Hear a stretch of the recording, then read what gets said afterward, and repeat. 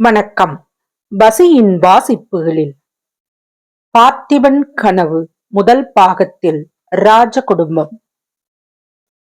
பொன்னன் போன பிறகு வள்ளி வீட்டு காரியங்களை பார்க்க தொடங்கினாள். குடிசைய மெழுகி சுத்தம் செய்தாள். மரத்தடியில கட்டியிருந்த எரும மாட்டை கறந்துகிட்டு வந்தா. பிறகு காவேரியில மரக்கிளைகள் தாழ்ந்திருந்த ஓரிடத்துல இறங்கி குளித்து விட்டு வந்தாள். சேலையை மாற்றிக்கிட்ட பிறகு மறுபடியும் அடுப்பு மூட்டி சமையல் செய்ய தொடங்கினா. ஆனா அவளோட மனசு என்னமோ பரபரன்னு அலைஞ்சுக்கிட்டேதான் இருந்தது. அடிக்கடி குடிசை வாசலுக்கு வந்து தன்னுடைய கரிய பெரிய கண்களை சுழற்றி நாலாபுறமும் பார்த்து விட்டு உள்ள போனான். ஏதோ விசேஷ சம்பவம் நடக்க போகுது அப்படிங்கிறத அவளோட எதிர்பார்த்தவளா இருந்தா. அவள் எதிர்பார்த்தது வீண் போகல. சற்று நேரத்துக்கெல்லாம் ஒரே ஒரு பக்கத்துல இருந்து 10-15 குதிரை வீரர்கள் வந்தாங்க. அவங்களுக்கு மத்தியில அழகா அலங்கரிக்கப்பட்ட 2 வெள்ளப் புறவிகளும் ஒரு தந்த பல்லக்கும் வந்தது. அந்த வெண்புறவிகளின் மேல யாருமே வீற்றிருக்கல. பல்லக்கும் வெறுமையாத்தான் இருந்தது. திடகாத்திர தேகிகளான 8 பேர் பல்லக்க சுமந்துகிட்டு வந்தாங்க. எல்லோருக்கும் தோணித்துறைக்கு சற்று தூரத்துல வந்து நின்னாங்க. பல்லக்கு கீழே இறக்கப்பட்டது. குதிரை மீது இருந்தவங்களும் கீழே இறங்கி குதிரைகளை மரங்கள்ல கட்டினாங்க. இதையெல்லாம் குடிசை வாசல்ல நின்று வள்ளி கண் கொட்டாம பார்த்துக்கிட்டு இருந்தா. அவள் அப்படி நிக்கிறத பார்த்த வீரர்களில் ஒருவன், அண்ணன் வள்ளியிடம் தண்ணி வாங்கி குடிச்சிட்டு வரலாம் அப்படின்னா. அடே வேலப்பா, காவேரி நிறைய தண்ணீர் போகுது, வள்ளியிடம் என்னத்துக்குடா தண்ணி கேட்க போற அப்படின்னா இன்னொருத்தன். இருந்தாலும் வள்ளியின் கையால தண்ணி குடிக்கிறது போல ஆகுமா அண்ணா? இப்படியே பேசிக்கிட்டு இருவரும் குடிசை அருகில வந்து சேர்ந்தாங்க. வள்ளி, கொஞ்சம் தாகத்துக்கு தண்ணி தருகிறாயா அப்படின்னு வேலப்பன் கேட்டான். வள்ளி உள்ள விரைவாக போய் சட்டியில மோரே எடுத்துக்கொண்டு வந்து 2 பேருக்கும் கொடுத்தா. அவங்க குடிக்கும் போதே, மகாராஜா இன்றைக்கு உறையூருக்கு போகிறாராமே, ஏன் இவ்வளவு அவசரம்? இந்த மாதமெல்லாம் அவர் வசந்த மாலையில இருப்பது வழக்கமாயிற்றே என்று கேட்டாள். எங்களை ஏன் கேக்குற வள்ளி? உன்னுடைய புருஷனை கேக்குறது தானே. படகோட்டி பொன்னனுக்கு தெரியாத ராஜ ரகசியம் என்ன இருக்கிறது என்றான் வேலப்பன். காலையில சாப்பிட உட்கார்ந்தார். அதற்குள்ள அவசரமா ஆள் வந்து மகாராஜாவுக்கு செய்தி கொண்டு போக வேண்டும்னு சொல்லவே எழுந்து போய்விட்டார். சரியாக சாப்பிடக்கூட இல்லையே என்றாள் வள்ளி. பாரப்பா, புருஷன் பேர்ல உள்ள கரிசனத்தை, பெஞ்சாதி என்றால் இப்படி அல்லவோ இருக்கணும் அப்படின்னா வேலப்பன். வள்ளியின் கன்னங்கள் வெட்கத்தால் குழிந்தன. சரிதான் போங்கள், பரிகாசம் போதும் என்றாள். இல்ல வள்ளி, இந்த மாதிரி பரிகாசம் எல்லாம் இன்னும் எத்தனை நாளைக்கே செய்ய போகிறோம் என்றான் வேலப்பன். ஏன் இப்பெல்லாம் எப்படியெல்லாம் பேசுறீங்க? என்ன சமாச்சாரம்னு தான் சொல்லுங்களேன் என்றாள் வள்ளி. பெரிய யுத்தம் வரப்போகிறதே, தெரியாதா உனக்கு? ஆமாம், யுத்தம் யுத்தம் என்று தான் பேச்சு நடக்குது. ஆனா என்னத்துக்காக யுத்தம் அப்படின்னு தான் தெரியல. 4-5 வருஷமா நமது மகாராஜா காஞ்சி நரசிம்மவர்ம சக்கரவர்த்திக்கு கப்பம் கட்டல. வடக்கே படையெடுத்து போயிருந்த சக்கரவர்த்தி திரும்பி வந்து விட்டாராம். நமது மகாராஜா 4 வருஷமா கப்பம் கட்டாததற்கு முகாந்திரம் கேட்பதற்காக தூதர்களை அனுப்பி இருக்கிறாராம். அவர்கள் இன்றைக்கு வந்து சேர்வார்களாம் என்றான் வேலப்பன்.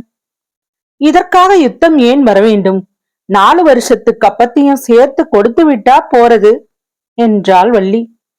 அதுதான் நம்முடைய மகாராஜாவுக்கு இஷ்டமில்லை. முன்வைத்த கால பின் வைக்க முடியாது என்கிறார். இப்படி இவர்கள் பேசிக் கொண்டிருக்கும் போது நடு ஆற்றில படகு வருவது தெரிந்தது. வேலப்பனும் இன்னொருவனும் உடனே திரும்பி போய் மற்றவர்களோடு சேர்ந்து கொண்டார்கள். சிறிது நேரத்திற்கெல்லாம் படகு துறையை அடைந்தது. இது பொன்னன் போகும்போது தள்ளிக்கொண்டு போன சாதாரண படகல்ல. அழகிய வேலைப்பாடுகளோட ஒரு பக்கம் விமானம் அமைச்சு செஞ்சிருந்த ராஜ படகு. படகின் விமானத்துல 3 பேர் அமர்ந்திருந்தாங்க. அவர்களை பார்த்ததுமே ராஜ குடும்பத்தினர் என்று தெரிந்து கொள்ளலாம். பார்த்திப சோழ மகாராஜாவும் அருள்மொழி மகாராணியும் இளவரசர் விக்கிரமனும் தான் அவர்கள். அறையில பூண்ட உடைவாளும் கையில நெடிய வேலாயுதம் தரித்த ஆஜானுபாகுகளான 2 மெய்க்காவலர்கள் படகோட 2 புறத்திலையும் நின்றுட்டு இருந்தாங்க. பொன்னனும் இன்னொருவனும் படகு தள்ளி கொண்டு வந்தாங்க. படகு கரை சேர்ந்ததும் மெய்க்காவலர்கள் இருவரும் முதல்ல இறங்கி ராஜாதி ராஜ ராஜ மார்த்தாண்ட ராஜ கம்பீர சோழ மண்டலாதிபதி பார்த்திப மகாராஜா பராக் என்று கூவினார்கள். கரையில நின்ற வீரர்கள் அவ்வளவு பேரும் கும்பிட்ட கைகளோட மகாராஜா வெல்க என்று எதிரொலி செய்தார்கள்.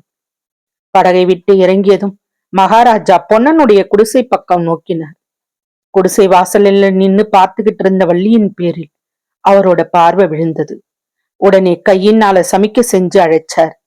வள்ளி விரைவா ஓடி வந்து தண்டனிட்டாள். மகாராஜா எழுந்திருக்க சொன்னவுடன் எழுந்து பொன்னனுக்கு பின்னால் அடக்க ஒடக்கத்தோட நின்னான். வள்ளி, உன்னை பொன்னன் நன்றாக பார்த்து கொள்ளுகிறானா என்று மகாராஜா கேட்டார். வள்ளி தலையை குனிந்து கொண்டு புன்னகை செய்தாள். பதில் சொல்ல அவளுக்கு நான் எழவில்லை.